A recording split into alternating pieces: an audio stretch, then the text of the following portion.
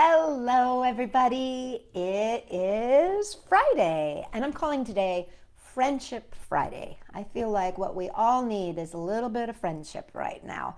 So today is Friendship Friday, and I'm going to have stories for you about friends, and sometimes when it's hard to be friends, new friends, old friends, all kinds of friends.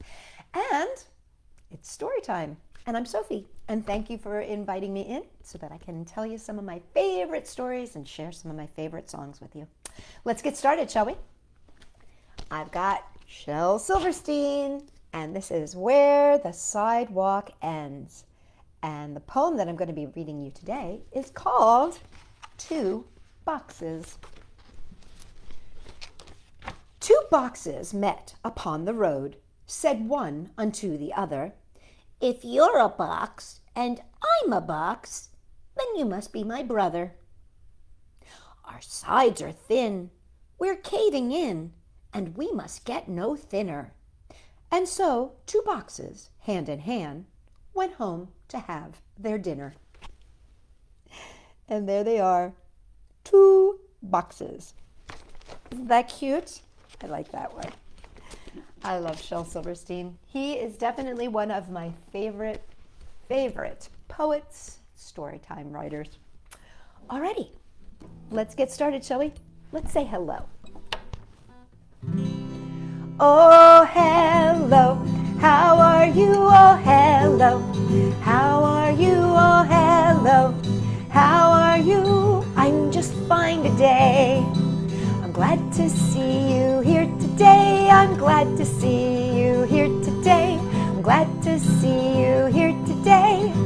I'm so glad to see you. What do you say? Let's jump around. Let's get ourselves moving. Let's just jump. Now you can hop on one foot if you want, or you can hop on 2 feet, however you want. You know, you can hop around like a bunny on 2 feet, or hop around on 1 foot if you feel like you've got it in ya. Here we go. Hop, hop, hop around the room, and hop, hop, hop around the room. Hop, hop, hop around the room. I'm so glad to see you. And you know what? Let's reach really tall. Reach, reach, reach up to the sky. Reach, reach, reach up to the sky. Reach, reach, reach up to the sky. I'm so glad to see you. Okay, and now let's reach down and touch those toes. Can you go from high up to way down? Reach on down and touch your toes, and reach on down and touch your toes. Reach on down and touch your toes. I'm so glad to see you. Very good. Okay, now let's do this. Let's put our arms wide out and spin around in a circle. That's right, reach on way out and spin around in a circle. Spin, spin, spin around the room, and spin, spin, spin around the room, and spin, spin, spin around the room. I'm so glad to see you. Okay, now it's my favorite time. I want to do some funny faces, so will you join me? Here we go. Let's make some funny faces. Here we go. Like a funny face, so funny as you can, and like a funny face, so funny as you can, and like a funny face, so funny as you can. I'm so glad to see you. Very good. Okay, let's wave hello, everybody. Hello, how are you? Oh, hello, how are you? Oh, hello, how are you? I'm just fine today. Very good. I especially love twirling and making funny faces. Well, I want to read to you a book that I found on Epic, which is a fantastic app if you can't get to the library. And this is called Buddy and Earl. This is by Maureen Fergus and pictures by Carey Sookocheff. And this is called Buddy and Earl. It was a rainy afternoon. Buddy was feeling bored and a little lonely. Oh, poor Buddy. Suddenly, Meredith came running into the living room carrying a mysterious box. Meredith put the box on the floor. "Stay, Buddy," she said. "I'll be right back." That's very interesting indeed, isn't it? Don't you wonder what might be in that box? Buddy concentrated very hard on staying. And then he got an itch. And by the time he'd finished scratching, he'd forgotten all about staying. It can be very hard when somebody tells you to stay and there's something interesting on the table. He trotted over and peered into the box. Inside, there was a strange-looking thing. What do you think it is? Buddy stared at the thing. He was wondering what it was. He sniffed and sniffed. Maybe I should lick it, he thought. Maybe not.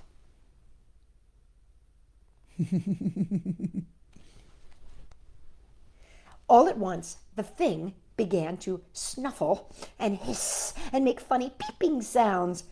Oh, it's alive, thought Buddy. Oh, how exciting.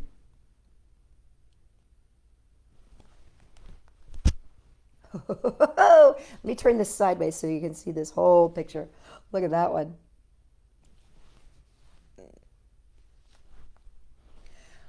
Hello, cried Buddy. My name is Buddy. Hello, said the thing in a muffled voice. My name is Earl. Oh, I see, said Buddy. And what are you, Earl? I'm a race car, said Earl. Buddy studied Earl carefully. Then he said, You do not have a steering wheel. You do not have wheels. I do not think you are a race car, Earl.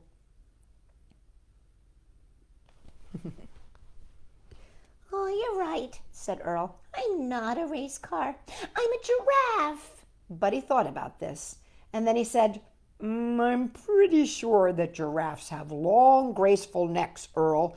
As far as I can tell, you have no neck at all.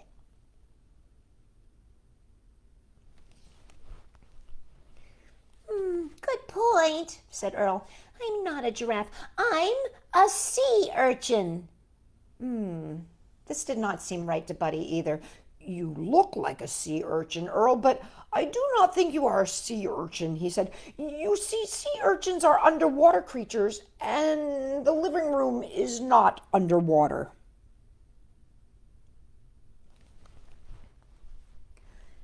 No, there's obviously no fooling you, Buddy, said Earl, so I'm going to tell you the truth.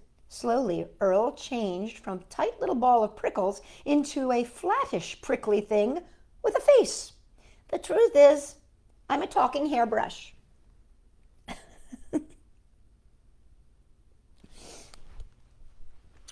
Buddy was almost positive that Earl was not a talking hairbrush. Before he could give voice to his doubts, though, however, Earl said, And what are you, Buddy? Wait, don't tell me. Let me guess. Earl examined Buddy from top to bottom. You are very tall, said Earl. Are you a skyscraper? No, said Buddy. Earl examined Buddy from side to side. You look very strong, said Earl. Are you a rhinoceros? No, said Buddy. Earl examined Buddy from front to back. You're furry with big ears and a long tail, said Earl. Are you a mouse? No, said Buddy.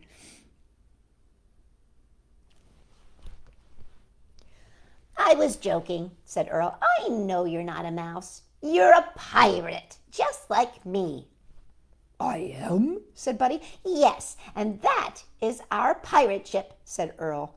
That is not a pirate ship, said Buddy. That is a couch. All hands on deck, bellowed Earl. I'm not allowed on the couch, said Buddy. Pirates can do whatever they want, said Earl. So help me out of this box quick before the sharks get me. Earl is definitely up for adventure, isn't he? Here, let me show you this whole picture there. There we go. Sometimes I have to go sideways so you can see the whole scene. But it's easier to read when it's up like this. Buddy did not want the sharks to get Earl, so he helped him out of the box. Earl climbed aboard the pirate ship. Buddy jumped up after him. There they are.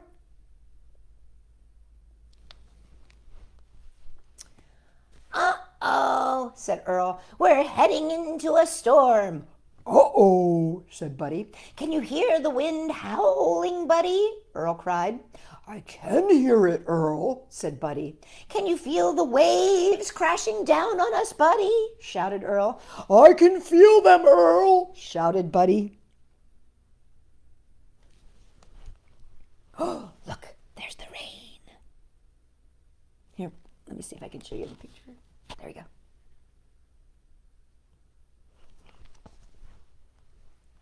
Suddenly, Earl lurched sideways. Oh, no, he gasped. We've hit a reef. Oh, no, gasped Buddy. What's a reef?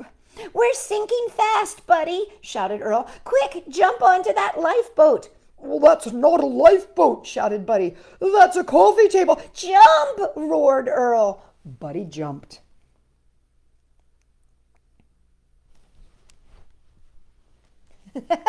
Look, there's Earl going, jump! Just then, Mom walked into the room. Buddy tried to look innocent as he slid along the deck of the lifeboat and toppled onto the floor at her feet. What's going on here? Cried Mom. Oh, don't panic. We're both fine, said Earl. I gave orders to abandon ship. Mom didn't seem to hear Earl. Oh, dear. I think Mom might be a little bit upset, huh? Oh, you know you're not allowed on the furniture, Buddy, she scolded. That was my fault, admitted Earl. I told him that pirates can do whatever they want. And what have you done to poor little Earl? Said Mom. He's been loyal and brave, the best first mate a pirate captain ever had, replied Earl. Honestly, Buddy, grumbled Mom, sometimes I don't know what got into you.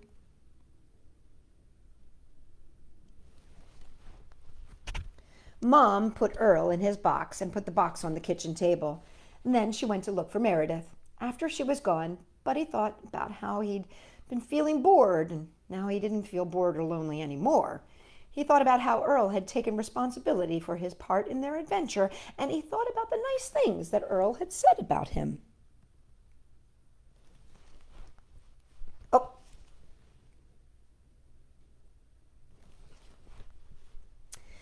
After he was done thinking, Buddy climbed up onto the kitchen table and looked into Earl's box. Oh, I think I know what you are, Earl, he said. What do you think I am, Buddy? Asked Earl. I think you are a friend, said Buddy. I think you're right, said Earl.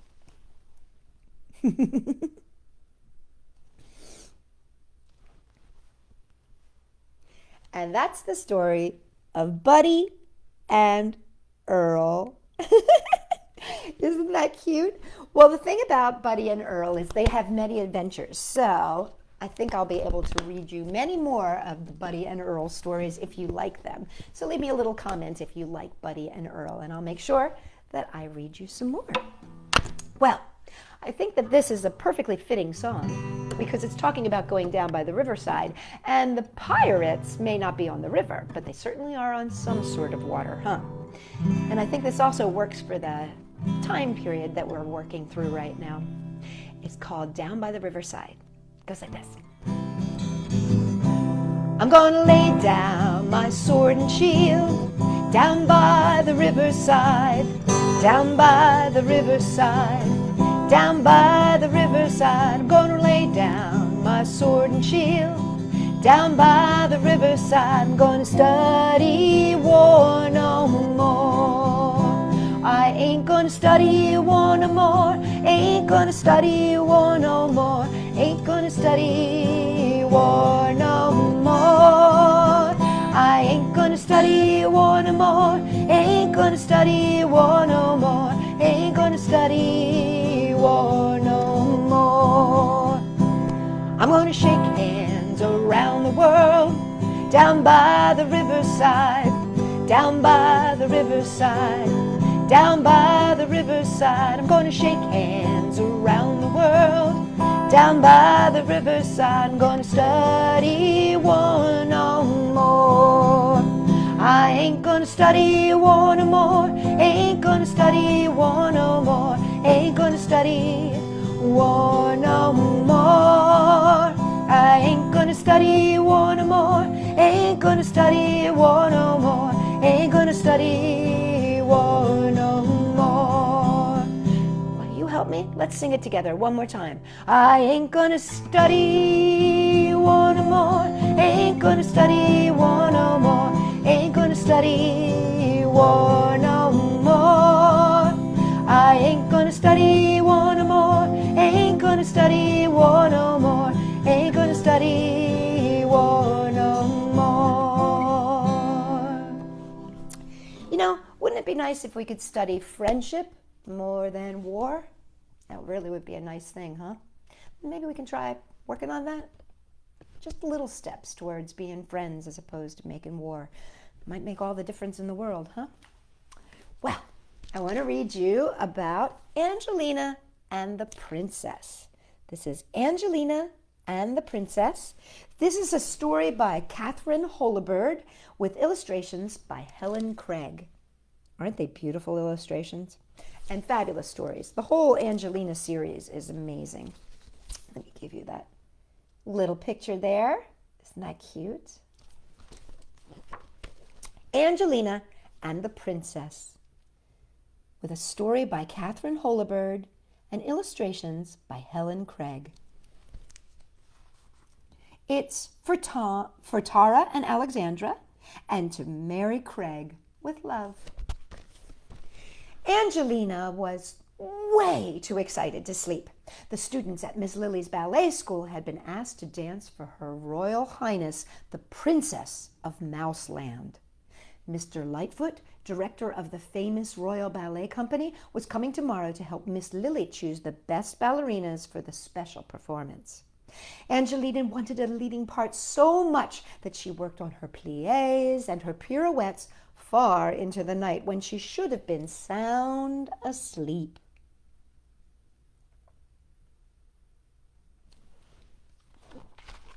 The next morning, Angelina woke up feeling terrible. Her head ached and her ears buzzed. Angelina's mother took her temperature and shook her head sadly. "I'm afraid you're going to have to stay in bed," she said. "You can't go to ballet school when you're not well." Let me show you these pictures. Isn't that fabulous? I love Angelina's room. Look at all the detail.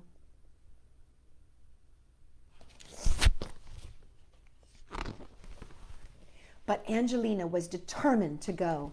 And while her mother was busy downstairs, Angelina packed her ballet bag.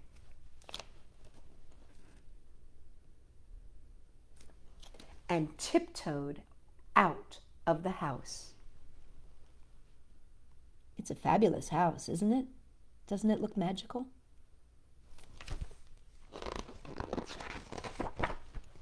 Angelina arrived at Miss Lily's ballet school just in time to join her friends Flora and Felicity and all the other ballerinas who were waiting to go on stage. Flora did a nimble leap and a delicate spin.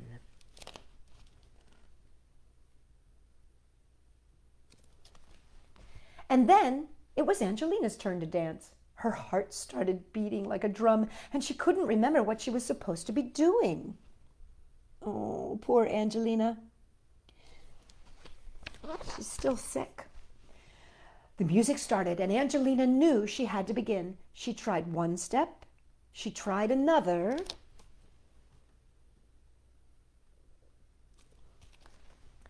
And then she began twirling and spinning like a top until she was so dizzy she lost her balance, tripped on her pink ribbons, and tumbled down with a thump.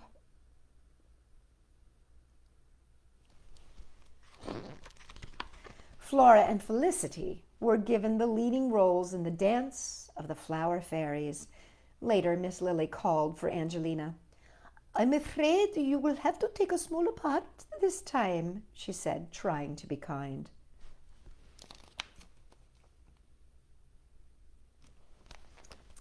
When Angelina got home, her mother was very upset. "How could you run away like that when I told you to stay in bed?" she asked. I bet her mother was scared. She probably didn't know where she went. Angelina burst into tears. I had to go to Miss Lily's, but everything went wrong. I danced so badly for Mr. Lightfoot. I will never be a real ballerina. I'm not going to ballet school anymore. Angelina's mother hugged her and kissed her and carried her upstairs, and in just a minute she was fast asleep in her own bed again.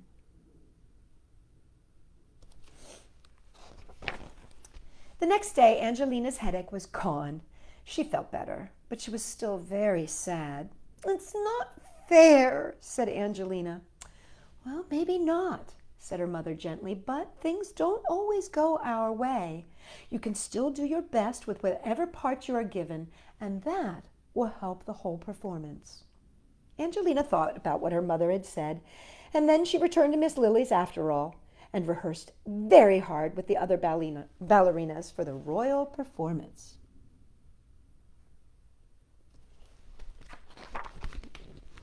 After she had learned her own part, she memorized the dance of the flower fairies while watching Flora and Felicity.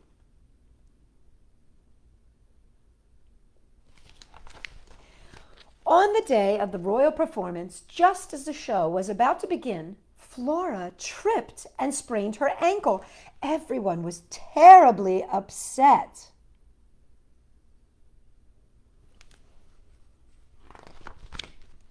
Mr. Lightfoot and Miss Lily turned to each other in horror.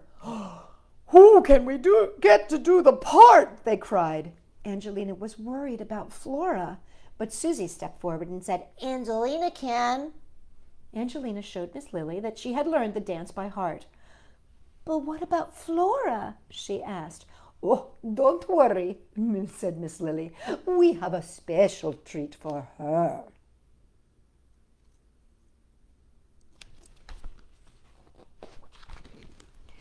So Flora was happy because she was invited to sit right next to the Princess of Mouseland. Mr. Lightfoot and Miss Lily were happy because the performance could go on. Angelina was happy because she did the dance of the flower fairies without forgetting a single step. And the Princess of Mouseland was happy because she loved ballet. Okay, this is an amazing picture. So let's see. Let's start here. So you can see all the dancers dancing. And then let's move across so you can see the audience.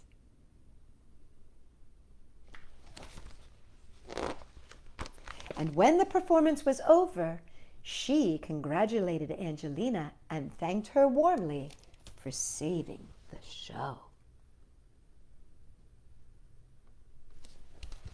And that is the story of Angelina and the princess. I love the rainbow colors on those. Aren't those the cutest tutus? I just love the illustrations.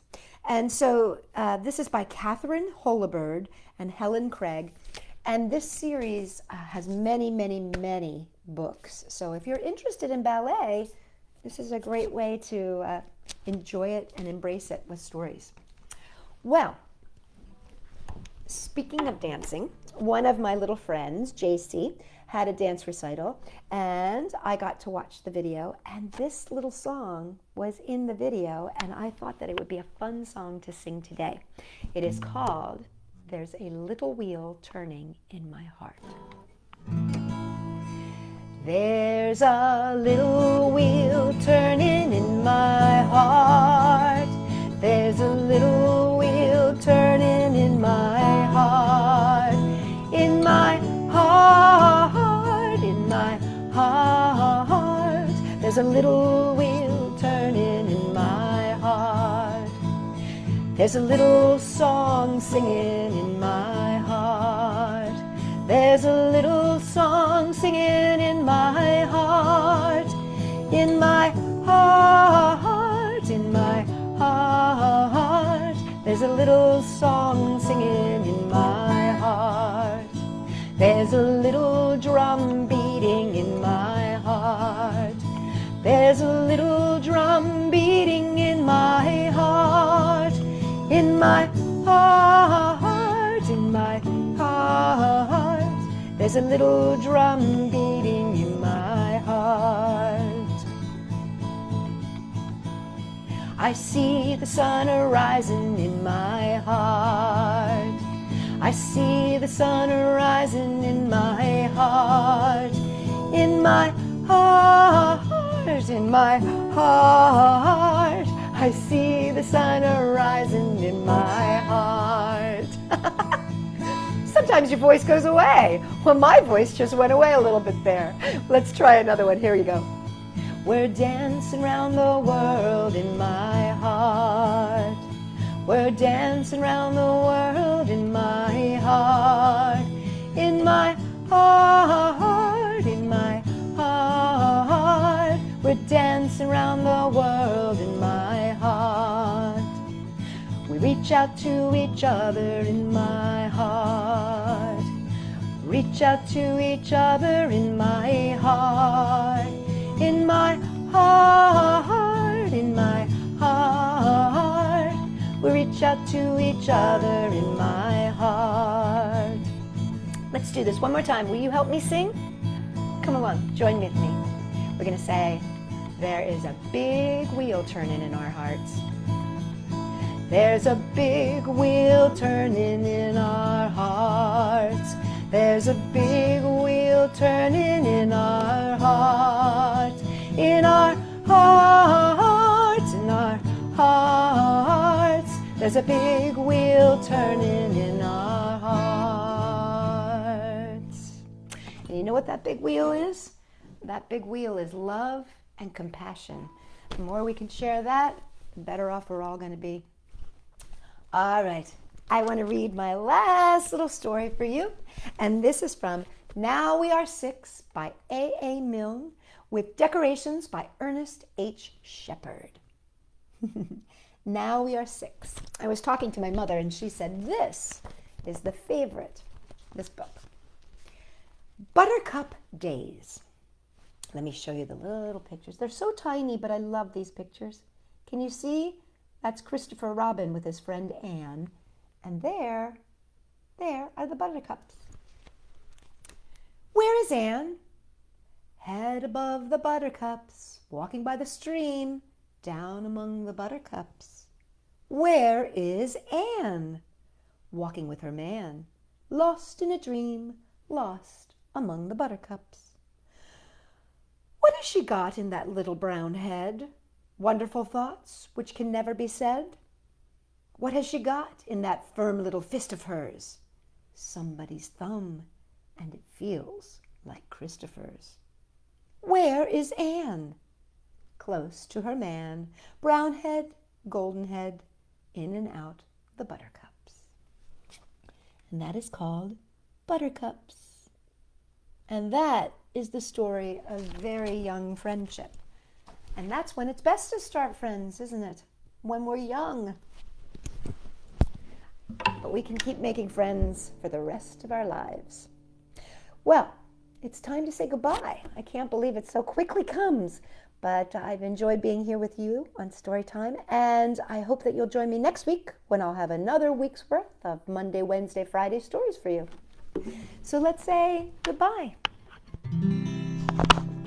Oh, goodbye, JC. Goodbye, Delilah. Goodbye, Charlotte.